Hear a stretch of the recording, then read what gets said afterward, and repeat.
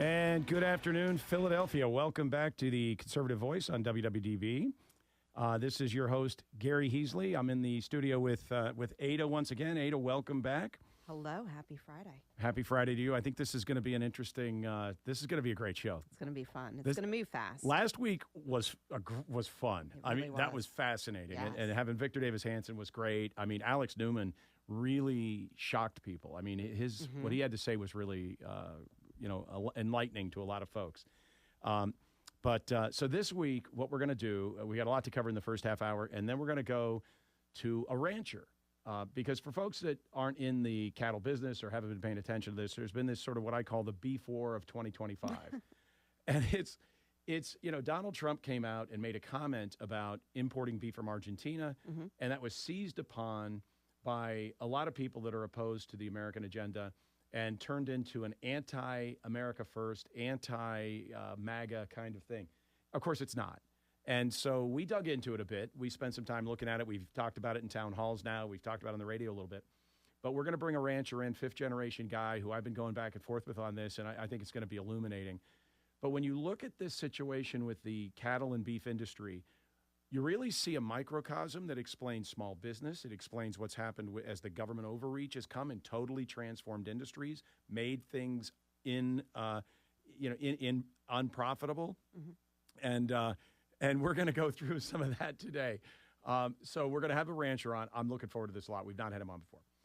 Then we're going to switch over, and we're going to have on E.J. Antoni. Now, we missed him. We're so happy. I mean, we're happy. We're sad that it didn't work out with his nomination process, right. But we're thrilled that we got him back. Yes. So, it's a lose-win for us, I guess. It kind of is. I mean, we had that period where he wasn't available, and Heritage gave us another guy who was great. Yes. We had a great economist come in. Yep. They have really deep resources. I mean, we're very fortunate to be able to tap into that. And we're working on some big news from Heritage. We have our amazing folks behind the scenes really working on getting some big guests from Heritage. So stay tuned. It's going to be interesting to see where we go with this. But this Heritage thing has been fabulous, and so EJ was tapped to be the Bureau of Labor Statistics director. He went into the confirmation process, and lo and behold, he didn't get confirmed. We'll go into it more when he gets on the air, but I think it's another thing that is sort of a microcosm that explains exactly what's going on in government. It's the usual suspects, too. It's the Murkowskis and the Collins who refuse to get on board with the America First agenda. Well, they are obviously not on Team America or Republican. They are clearly just hired. Yep. Somebody owns them. And then at 1:30, we're going to have back Scott Perry. Now, we're on day 31 of the lockdowns, day 31. And it's interesting because the lives of everyday Americans haven't changed much. Now, of course, there are hundreds of thousands of folks that aren't getting a paycheck, and that's kind of a problem. That's going to be an issue. But now we're getting to November 1st, where these EBT SNAP payments don't come. So folks that count on the federal government to buy their groceries every month are going to turn to that federal government number, and it's not there. The states aren't stepping up. So some states are. Some states are. Conservative states. It's going to be really hard for states to fund this. Oh, sure. The numbers are huge.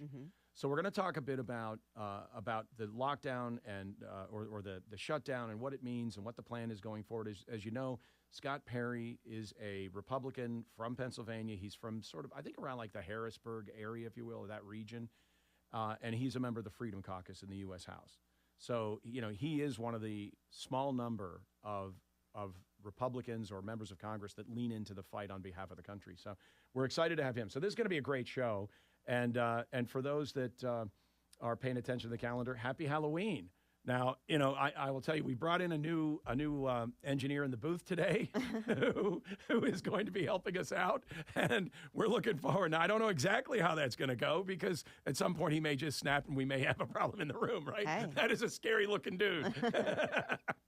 I thought about dressing up, but decided against it. I'll dress up when I get home. And I'm just wearing my normal costume, because frankly, it's about as creative as I get on clothing. Listen, for me, this is just the eve of my Christmas celebrations. I understand that most people really frown against the decorating for Christmas holidays on November 1st, but I actually just don't care anymore.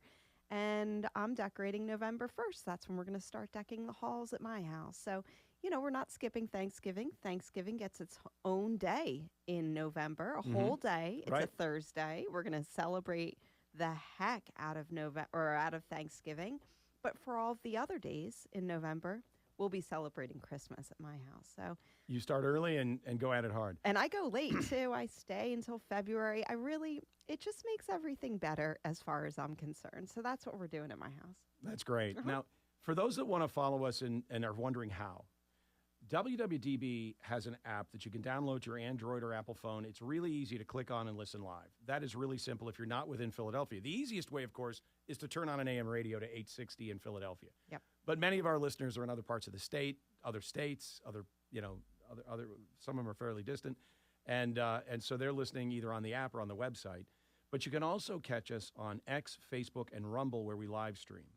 Now, on X, we are TC Voice WWDB. That's at TC Voice WWDB. So you can go find us on X. You can go to our Facebook page, the Conservative Voice Facebook page, and you can find our channel on Rumble as well. So if you want to watch us do that. Now, on replays, after the show, we put up the audio clips on Apple Podcasts, Spotify, and Amazon Music. So we are trying to be everywhere you are. We just want to make it easy for you to listen in because some folks can't listen 12 to 2 on a weekday, right? So we're up on Apple Podcasts, Spotify, and Amazon Music. Those are typically posted by 10 or noon on Saturday. Depends on how long it takes to get things processed. But follow us where you can. So the other thing that's really important, which we've talked about a lot, is voting. So Tuesday is Election Day. And, it is distressing to me that many voters don't really think it matters because there's no president. The media is not really getting on it that much. They're talking about, governor races in Virginia and in Jersey, but they really aren't talking about these local races. But there are fantastic candidates for township supervisors in a lot of townships right now.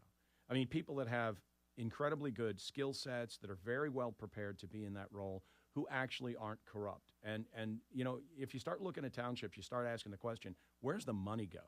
Not that every township guy is corrupt or every township, no, I'm not saying that. But these townships are spending more and more and more money. They are raising taxes relentlessly.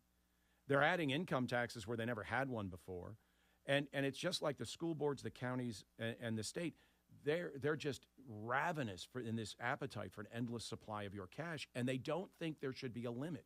In other words, they think it would be reasonable to raise taxes every year. If you talk to, municipal or county officials or even state officials, many of them believe they should be raising taxes every year. Like, well, wait a minute, at what point do you get to 100%? Right. At what point have you taken it all? And we saw a massive increase through the COVID years, too, like the federal grants that were given to all of these townships and counties, and they built up, their staffing, their services, and everything to capture that money, to make sure they could use that money. Yep. But then when that money fell off and ran out, we now have staff we can't pay. So how do they make up the difference? They increase our taxes. They don't reevaluate the increased staff or the amount of money that they've been spending without concern for how everyone else is living. They just tax us more to cover it instead of reducing the spending. We looked at Delaware, Chester, and Montgomery County. Montgomery County has doubled its taxes in 10 years. In 10 years, they've doubled their property taxes. In Chester County, taxes went up this year 14%. Yeah. But the property taxes they're collecting only cover 35% of their budget. The rest of it is fees, and that's a small amount, and then a massive amount of grants. And where's this money going? Yep. They've got like $160 million that disappears into a community called providers, and no one seems to know what they provide. Mm-hmm. It is a really dangerous thing for voters to not pay attention to their school boards, their townships, and their counties, but they don't. So what we're asking is that if you're listening right now, or if you're listening to us later on Apple Podcast or Spotify, go call some friends that you know are registered voters and get them to the polls. Now, the reason we say vote at the polls, well, first of all, it's too late to fiddle around with these mail-in ballots, right? So this mail-in ballot thing is done. Now people are trying to chase the ballots, and they're trying to collect some of the ballots in that have been out and all this. But it is the most complicated way you could possibly vote. I don't understand how the story got perverted into it's really easy to vote by mail. It is not. It's expensive. If you look at the budgets for these voter services departments in the different counties and what they spent prior to this whole Act 77 mail-in ballot thing in Pennsylvania, you're night and day difference. I mean, it is just more expensive to do it this way. Why are we doing it this way? There are concerns. There's potential fraud. There are issues with the system, and it costs more. Literally, what are we doing here? Right. And the issues with the system. So then they added satellite offices in a lot of counties. Right. I think it is Westmoreland County in western Pennsylvania that has, I don't remember the number, but I think it's more than 10. I mean, I don't. They have a lot of satellite offices. There are a few in Chester County. Other counties have them. I think it's Montgomery County has a mobile unit that drives around to pick up ballots.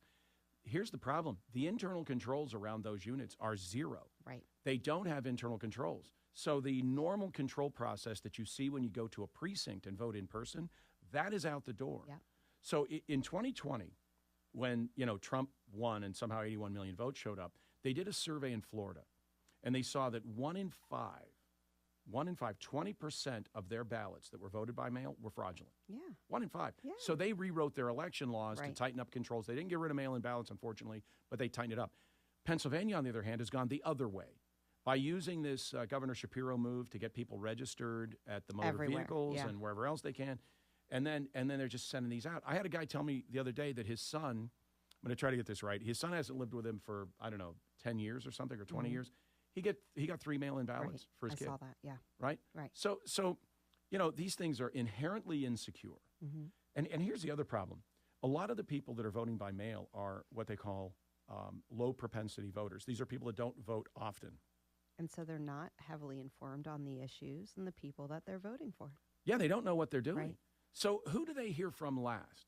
Well, they hear from whoever's running the ad on Facebook, whoever's running the ad online, the Google ads. What happened in Lancaster with those low propensity mail-in ballots? So we were talking to some folks at the town hall. We did this town hall on Thursday night. We went through data centers and we went through, urban sprawl and the way these townships are being consumed. And the only people that stand in the way are these township supervisors. Right. Like they're the last line of defense because your county and this county, in many of these counties that are controlled by Democrats, they're not going to stop anything. It's just, they have a different view of the world.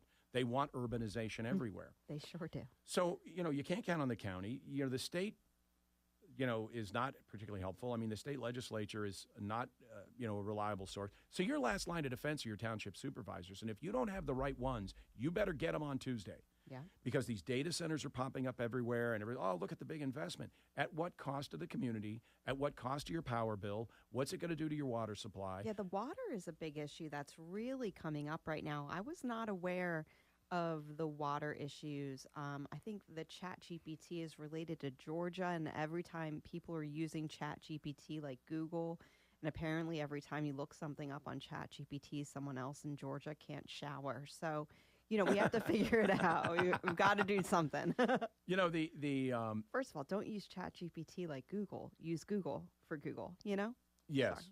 Sorry, just side note. But if you look at the water consumption, the Environmental and Energy Study Institute, right? I mean, these are climate nuts, right? These people are, terrified of carbon. We do have to touch on Bill Gates. We'll get that in a second. Okay, good. Sorry. Gary and I haven't spoken about the news of the week. Yeah. They did the math and came back and said that large data centers can consume 5 million gallons of water per day. Wow. And people say, well, how is that? Because they're always told it's a closed-loop system. Well, there's an evaporation cooling element. The cooling towers are evaporating, so you're losing millions and millions of gallons a day that they're pumping into the system to keep refilling it. People don't realize that it's a massive water draw. So that puts strain on your water system. We're already seeing massive increases of power costs. We went through this at the town hall the other night. The cost to deliver your power. So there's a power delivery cost, then there's the actual cost of generating power that's in your electricity bill. The cost to deliver that has gone up dramatically because there's an auction every year where people across these states, so there are, call it 12 states, I think 12, 13 states involved in what's called PJM, the market that is the distribution unit or distribution system for power in this region. And so the auction between 24 and 25, the cost of distribution went up 833%. So it's an open auction, and people say, well, I'm going to bid to get distribution for my power generation company or my community. 833% increase in distribution cost. Now, the generation cost is also going up because they're adding so much demand. And you can add some infrastructure, try to beef up the grid a bit. But until they start up 3 Mile Island again, which Microsoft is going to do, they've done some upgrades on the hydroelectric units on the Susquehanna River to feed some of this. But they're not in any way generating enough capacity to offset all the coal plants that they killed, these same people killed. Yeah. And so we are seeing massive demand for power. So when you look at what it does to a community, your last line of defense are your township supervisors. So if you've got to get out to vote on Tuesday and figure out which of these township supervisors might actually be interested in helping the community, and which of them are sort of the old school supervisors who have too close a relationship with the engineering companies and the law firms, and they're working on the other side. So Tuesday is critical. And so, again, we say vote easy. And we went through this the other day.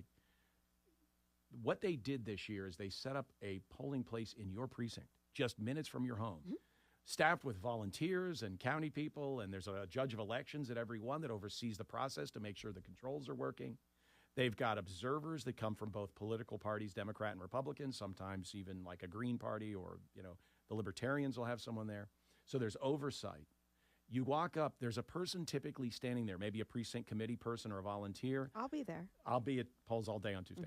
But they're answering your questions and they're explaining what's going on. So this thing like this judge retention issue, people keep saying, very convoluted. You got to vote no on retention. Yep. And I'm telling you, I don't think voters understand. What voters know is that I go to the polls and I vote for candidate A or candidate B. Well, no, in this case, you're voting to not retain someone who's already it's very confusing. Yep. But if you go to the precinct, there'll be someone standing at the table outside the door, at a table nearby, who can answer the question, what is this retention? Who should I vote for? What are the nature of these various candidates? It's a confusing thing. So I'm saying get your friends to the polls on Tuesday. A small incremental increase in turnout will have a massive increase or impact on the outcome of the race. Yeah. Now it'll be fun. You touched on Bill Gates. Oh my gosh. Can I just read his statement real quick? Because our entire world has been changed by this irrational idea that humans were causing climate change and we were all going to die a fiery death, okay? Right. Like Al Gore told us. 10 years ago. We were going to die 10 years ago. Right. Al Gore assured us that this is what was coming, and Bill Gates was on board with this, okay? Bill Gates this week. There's a doomsday view of climate change that goes like this. In a few decades, cataclysmic climate change will decimate civilization. The evidence is all around us. Just look at all the heat waves and storms caused by rising global temperatures. Nothing matters more than limiting the rise in temperature. He goes on to say, fortunately for all of us, this view is wrong. Wow, really? Oh my gosh. The view that he drove. Yeah, right? Although climate change will have serious consequences, particularly for people in the poorest countries, it will not lead to humanity's demise. People will be able to live and thrive in most places on Earth for the foreseeable future. Emissions projections have gone down, and with the right policies and investments, innovation will allow us to drive emissions down much further. That's Bill Gates now, ladies and gentlemen. So the taxes we were paying, they must have worked. The Green New Deal, it must have worked because the crisis is now past us. Surrendering the freedom to buy the car you want, to build the power plants that make sense. It turns out as soon as this guy needs energy, as soon as his AI domination goal is coming, we could set aside the carbon scare, and we're just going to go with this new thing. We need all the power we can get, so we lied to you for 25, 30 years. Energy is good. No energy is bad. Right. We were just joking about global climate change. Our bad. Yeah, it was a mistake. No big deal. We closed all of your power plants in Europe. You cannot get energy in Europe without tapping Russia, who you claim to be opposed to. So, I don't know. Oops. Germany just tore down another perfectly perfect nuclear unit. Yes. Yeah. Just tore it down. Yep. So I texted somebody in Germany. I said, they won't stop attacking your country. He said, no, they won't. Yep. They're lunatics and they're destroying Germany. Germany has always had a very robust manufacturing base. Well, that needs power.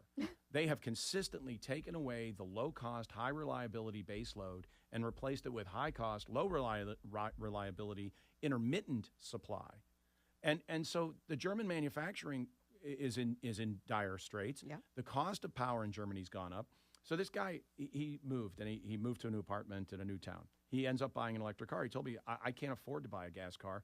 The taxes and the incentives are such that the difference is it doesn't make sense. So he buys an electric car. He gets to his apartment, this new apartment. He say, well, listen, I need a charger. Like, oh, sorry, the government's already allocated as many of those as there can be. You're going to have to just use chargers wherever you can find them. He said, wait a minute. You forced me to buy an electric car, but now I can't get a charger? Yeah. No, you can't have a charger. Sorry. The government decides whether or not you can get a charger that you have to drive your battery car. And they wouldn't let him have it. So he's, out driving around at night, sitting in his car at some place trying to charge it up. I think we need to readjust our perspective, actually, Gary. I think it's time for us to reevaluate how we look at these situations. Look, we had the No Kings protest, the second one, a couple weeks ago, and we don't have a king here now. So it worked. It worked. We had the Green New Deal, and we shut down all these power plants all over the world, and we stopped the cows from farting somehow. And it worked. Now we don't have to worry about climate change. It's amazing. It's amazing. These people are real problem solvers. That's got to be it, because the great and mighty Bill Gates, who deemed himself to be king of the world. Dr. Bill Gates. This guy, it's incredible. Now, there is a critical race on Tuesday in Virginia. Yes. Now, Glenn Youngkin has been the governor there for a couple of years, and now it's Winsome Earl Sears. And Abby. Against this woman named Spanberger. Abby Spanberger. She's such a lovely, lovely lady. Now, Winsome Earl Sears is like a hardcore conservative. Yes. She's serious. You can see it on her. When she's talking, she's real, right? She's authentic. She's the current lieutenant governor. Oh, right? yeah. She's got perfect experience. Exactly. She's totally tuned up, ready to go. Now, Spanberger, on the other hand, where did she come from? Well, that would be the Central Intelligence Agency. So weird how they all popped up between 2018 and 2025. It is strange how this happened. Weird. Like Slotkin, I think it is, Yeah. in Congress. Alyssa. Shows up out of nowhere, and suddenly she's giving the counter to Donald Trump's address to joint member of session of Congress. And here's some inside baseball that maybe not everyone is aware of. But once CIA, always CIA. Retired CIA? No. New assignment. Sorry. Well, that is a consistent comment that I hear a lot of places. So Winsome Sears is a solid conservative against. So it's really CIA versus conservative, and of course the polls that everyone's looking at, most of which are fake, are showing the CIA ahead. Now, I haven't seen a poll yet that I've looked at. So I haven't looked into this enough to know if there's a legitimate poll yet. I haven't seen Mark at Rasmussen do anything. I don't think they've polled this race. At least I haven't seen it. I have to reach out now. So I haven't done enough work on this probably, but I'm guessing that the polls are wrong again. And if they could just get turnout among conservatives out there, I think Winsome Earl Sears has great support in the community. I think the real voters that actually exist would vote for. I don't know what they're going to do with mail-in ballots, because hopefully Glenn Youngkin has got some kind of control over the election system, so it's going to be accurate. But this is going to be an interesting fight. It's an interesting race, too, because we have the Obamas of the world, out there saying, you're a terrible person if you don't support Spanberger. But last year, he was telling everyone that you were racist and sexist if you didn't support Kamala. Well, Earl Sears is a black woman. She would be the first black female governor of Virginia.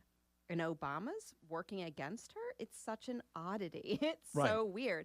And I think I've coined the phrase media-induced amnesia, and I'm going to write a whole book about the media-induced amnesia that so many people clearly suffer from, because those same people that think Obama is being just sincere and, Abby Spanberger is just the better candidate, they literally just forget what Obama was saying 6 months ago. Right. Like, it's the craziest thing to watch happen over and over and over again. Well, it's interesting when you take someone like Winsome Earl Sears and you would label somebody like that now a white supremacist. Right. I mean, and And so you've got this. So it's CIA versus conservative, and we got to see what happens here. Big race in New Jersey as well. Yeah. And that looks like it's tight, and we don't know exactly where that is going to land. Yeah. But obviously it's a real fight. I think there are a lot of resources being dispensed over there. It's looking good so far. I saw some numbers today, and I don't remember them exactly, but I guess the Republican Jack has a slight lead over the in-person early voting. Mm-hmm. Mickey has a lead in the mail-in ballot returns, but that they're expecting Jack to have an overwhelming performance on in-person voting on Election Day. So, it does actually look to be a competitive race. I'm hoping Mm-hmm. it ends up that way because New Jersey, I think, will really benefit if Mamdani wins in New York City, which it does appear that he's going to. Oh, it does. New Jersey will benefit. All those businesses would leave New York City and potentially come to Pennsylvania and New Jersey nearby, close by. You'd have the people who are fleeing New York City because, contrary to popular belief, socialism doesn't actually work. So it's going to be an interesting thing to watch unfold in New York City. And I have to say, I'm done trying to warn people away from the consequences of their own actions. I'm very excited to see what happens in New York City now. It is going to be really interesting. Yeah. I mean, it's going to be what it is. Yeah. If this is the path you want to go down, we'll watch with, rapt attention. It's true. But I got to say, in defense of the people that are voting for this lunatic, their options. How much different is he going to be than the people they've already had? The corrupt, Werner von de Blasio. You had just a string of governors that are radical. The last guy, Eric Adams, tried to take a stand against illegal immigration because it was crushing his city. So they put him under criminal investigations and dumped him. Yeah. I mean, he stepped outside that narrative for just a second, and boom, they were on him. And so it is a city where costs are out of control. People can't afford living. Their jobs are disappearing in a lot of places, a lot of ways for normal people. They are struggling to live this city life that they saw in Sex and the City. It's not there for them. And they see that everybody connected to the city government is making huge amounts of money. Where's my piece? They got people that spend, there's one apartment that's in a tower there. A guy spent $35 million renovating his apartment. The guy down on the street down below can't figure out how to pay for his Uber, can't get a taxi. Right. So to the extent that the system is failing these people, they're now saying, all right, your system doesn't work. And they think we have a capitalist system. They have no idea that we lost capitalism years ago. So they think it's a capitalist system. That doesn't work. I'm going to try this commie, right? And of course, then there's a lot of manipulation behind the scenes. So I think one of the problems is that, for example, the Republicans in Congress that have refused to endorse or to legislate the America First agenda refused. Well, I think they're part of the problem here. Yeah. Right? I mean, look, we voted for you. We put you into Congress. We gave you all three legs of the federal government. Mm-hmm. And all you tell us is you can't do anything because you're afraid that the Democrats are going to give a long speech. Yeah. Well, it's lunacy. Let them filibuster. Who cares? Yeah. Make them filibuster. Make them filibuster until their vocal cords are raw. Yeah. No, we're afraid of the filibuster. We can't do anything. We can't unless, by the way, you do the big, beautiful bill, in which case we need about $5 trillion in ransom. So I'm telling you, I think this is crazy what New York is doing. It's even crazier that this guy became a candidate that was legitimate, that was able to win a primary in any circumstance. But it's the failure of the system to serve its citizens. It's the refusal of the federal and state and local governments to be responsive to their people that is driving the opportunity for a lunatic like Mamdani. I think it's also a delusional population. I think there's a lot of delusion out there as to what is acceptable and not acceptable in terms of how you're living in your early 20s. I mean, right. I couldn't afford much in my early 20s. I posted the other day, there's an entire genre of TV shows that primarily focused on the young 20s living together, roommate type, environment, the living. So I'm not really sure why we're pretending like it's not abnormal for people to need roommates or to live at home in their early careers and all That's of true. this. Like No, that's just right. part of life. But we've projected to these people lifestyles that they can never aspire to achieve. They don't see it for them. They don't see it happening. And it's not just true in Manhattan. It's true around the country. You talk to people that are 25 to 35 and just listen to them talk about their employment opportunities, what's happening inside corporations, the fact that their wages don't keep up with inflation, so they're having a hard time getting ahead. But no one's do at this point, really. It's also true of them, though. So now these guys looking at it saying, okay, the boomer's sitting here on fat stacks in a 401k. He's got a pension plan. I got nothing, and I can't save any money. I've seen on television and social media these lifestyles that are so incredible, extraordinary. People flying around in private jets and driving exotic cars. I can't get any of that. It is absolutely the case that we have built up an expectation in these kids that is not achievable to them and that the system has not served them. Just as if you go into a school district, like in Downingtown, a woman sued this school system for 4 years to see their DEI materials. Right. Now, she had to sue them to have the school system show her what they gave her children. We've had her on before. Right? She was here, Ann Trethewey. Mm-hmm. She finally got to see some the other day. It was a joke. Yeah. She didn't see any of the stuff she was supposed to see. Right. They violate the law, then sue to defend the violation of the law for 4 years.